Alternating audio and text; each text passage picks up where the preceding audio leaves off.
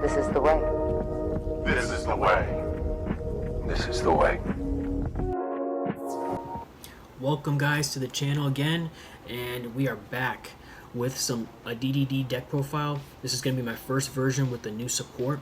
We're back, proxies are cut, we're ready to go. Are you guys ready? Like and subscribe. Let's get into it. We're going to go ahead and start with the monsters, guys. We're going to go ahead and start out with 3 Kepler. This is your searcher of the deck. Always was a searcher, always will be a searcher. He searches for your Dark Contract cards. This card is going to be a staple 3 of. Next, we're going to go ahead and start out here. We have the newest card. We have the Zero Demise King Zero Machinex. This card is phenomenal, like I mentioned in the previous video of me going over the cards. But this card is you place it in your scale. You can activate it. You can activate its pendulum effect if you activated it this turn to go ahead and place a Dark Contract straight from your deck to the field. So this is going to continue your plays. This card is phenomenal, instant 3 of. So now this deck became way more consistent. I'm going to go ahead and go over this card. So I did drop this down to 2 instead of 3. This used to be a 1-card starter. With the Dark Contract, you activate the Dark Contract, you search for this, you summon this, then you go ahead and Foolish Bury your Lamia. Lamia will send your Dark Contract from the field to the graveyard to summon itself. Now you have 2 bodies to go into Gilgamesh. I did have to drop it just to keep the numbers low. This is a 44 card deck. I normally would run the DDD deck previously, like around 40 to 43, 44 would kind of be like that sweet spot. But I did have to drop it lower to 2 just to make like the numbers work and keep it at 44. You could go ahead and play this at 3 if you want to, but I just don't see it being a starter anymore. It's more like an extender to send stuff now. But yeah, we're gonna go ahead and also with the new spell card, you can actually just special summon this straight from the deck. So I've actually seen people play this at 1-2 just from like some sample deck lists as well. So that's also viable. Again, this is just my first version of the deck, so a lot of changes are going to be made. I'm going to keep testing and see what we can do to make this deck just way better. I am going to top with this deck, I promise. As far as our extenders go, we have the 3 Griffin. Again, if you open this with another name, it's instantly going to go ahead and give you like the Gilgamesh Link 2 to set your pendulum scales, and then you're off to the races. So I definitely want to have a good balance of starters and then also a good balance of extenders to go ahead and play through stuff.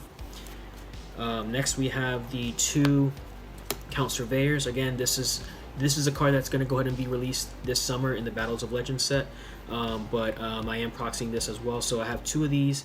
This is like another starter, as you can say. So you discard 1 other DD monster, special summon this card from your hand, and then if this card is normal summoned or special summoned, add 1 DD monster with 0 attack or 0 defense from your deck to your hand. So another way to get like your play started. You have this with another DD. Discard it, summon it, search for Kepler, then you normal summon Kepler, then you search for a contract, and then it keeps going. So really good. I like the number here. And then I also run the 1 Scale Surveyor. This is like another Griffin as well, because it says here if you control a DD Pendulum monster card, you can go ahead and special summon this card from your hand. So this card's like another extender by just having like another DD Pendulum on your board. I think that's phenomenal. Then we have like our 1-ofs coming up here. So we have 1 Necro, 1 Lance. This is a new card like I talked about in the last video. Really good. It replaced the Lamia for me, but yeah, this card's really good. We have the 1 Ragnarok, 1 Orthros. I dropped this down from 2 to 1 in this version of the deck, just because like you don't really like the lines changed a little bit where you don't really have to go through 2 of these guys. There's a lot of ways for you to go into Siegfried now. You don't need 2, 1 for the pendulum and then 1 to actually summon it to get to Siegfried. So I just put it as a 1-of. Still really good card. We are still running the 1 Thomas, and then this is a card that I'm kind of iffy now because I know we do have the Link 3, the negate from hand, so I'm not really too scared of hand traps as much, but it would be cool in my mind. I'm thinking about it, like if I was to go ahead and activate the Machine X in my pendulum scale, get back the Dark Contract with the Zero King, and then destroy the Machinex to summon this to the field. I can also activate his effect on field to tribute a DD monster I control to prevent my opponent from activating cards from hand. So it'll stop like imperms, it'll stop ashes, it'll stop it all for the rest of the turn. So I still kind of like this in my deck. It's also like a good late game if I'm trying to like kill them. This card can attack directly, and then he gains the difference, or he gains the attack of your equal to your opponent's life at that moment, but it has to be lower than 4,000. So this card still can come in clutch sometimes. I mean, I still like it.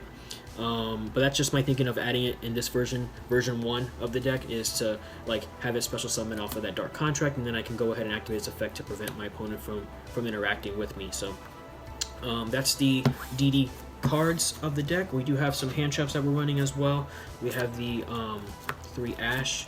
Ash is like staple this form. Like, I mean, you're always gonna have Ash in your deck. It just stops way too many things, and it's really generic. We have the sorry, whoops, out of place there. We have the Fuwalos, and we have the Perulia. I could go ahead and put the Perulia in the side deck as well and make this like a 41 card deck if I want to, but I'm really trying to like draw and stuff like that, and not trying to get disrupted and whatever. And obviously you're not always going to win the dice roll, so if you happen to go second, those cards are definitely going to help me. We're going to go ahead and go into our spell cards. We have the 3 Nightmare Throne, another starter of the deck. We have the 3 Dark Contract with the Gate, another starter of the deck. Then we have our 2 Dark Contract with the Zero King. This is the new one. I'm gonna start it. I'm gonna play it right now at 1 of, just to kind of see, how it performs. If I need to maybe grab another one for like the grind game and stuff like that, I could potentially see myself putting this up as a 2 of. And then this card is always going to be great because it allows us to fusion, and then it allows us to extend and stuff like that to go to our fusion plays. So that is the spell cards of the deck. Now our trap cards. We do have the Headhunt. Headhunt is what you normally want to search off of now the King Solomon. You also want to search this off of like the Griffin if it's special summon from the graveyard. This card is insane. If you don't know, this card is like a snatch steal, and then it also negates the monster that it takes. So if your opponent's trying to activate something, you activate this, you take it. If it's an extra deck monster, also it's also treated as a DD monster, so you can slap the Xyz Deus Machinex on it, because it's treated as a DD monster. So that's great. This card's phenomenal. We also have our 3 Imperm. Staple, obviously, Imperm, Ash are like staples. The Molcharmies. If I'm gonna make a change, I probably would take out the 3 Perulias, keep those in the side, and maybe put in Drolls just in case. I don't want my opponent to play too much through their turn, and if I stop them with Droll's really good this format actually. I can prevent them from putting up a better board, and then I can go ahead, if I'm going second, to go ahead and put it on the crack back and just kill them, because I can extend so much with that deck. So yeah, a lot of things are up for debate right now, but I'm still trying to play. And then I also have the 3 Dominus Impulse as well. This card is just busted. It stops so many things. It stops special summons, and then if I've also used an Imperm already, it also destroys the monster because the Imperm's in the graveyard, and it says that if you have a trap card in your graveyard, to destroy and negate. So this card is insane. That's like the main deck right now. Let's go ahead and go over the extra deck. The main deck is 44 cards. So let's go ahead and get into the extra deck. The extra deck is pretty fun. It is tight as heck. It's kind of hard for me to make cuts and stuff like that. So right now I do have currently a 16 card extra deck. Really hard to cut. I'm trying to just test everything just to see what comes up the most, and then at that point make my decision to cut. But I'll let you guys know what I'm thinking about cutting right now. So we have these are the fusions. We have the 2 Flame King Genghis. I've seen people just run 1, since you can use this and the Clovis, which is the new synchro, because it's also a level 6 to go into the Wave King Caesar, high Wave King Caesar. And then we also have the new fusion. I'm testing this guy out as like an OTK enabler. Really fun card. Probably win more, I feel like, because if you're putting up way too much negates and a lot of form of interaction, your opponent probably can't play through it, and they're just gonna scoop anyways. But this might be a win more card, but definitely want to test it out to see what I can do if it does come up or not. We have our so this is 3 fusions. We have our 3 synchros. We have the new founder King Clovis. We have the Siegfried. We also have the Bright Armageddon. We did go over this effect and this card in our previous video, but really good extender. You can summon it, and then on summon he will go ahead and special summon a DD that's in your graveyard or you're banished. So you can summon the Lance back, go into Siegfried as well, or if you summon the tuner back, you can go ahead and go into this guy if you have like the level 8 on board, the new Machinex on board or something like that. So these definitely got better just with the inclusion of this deck, or with this monster here.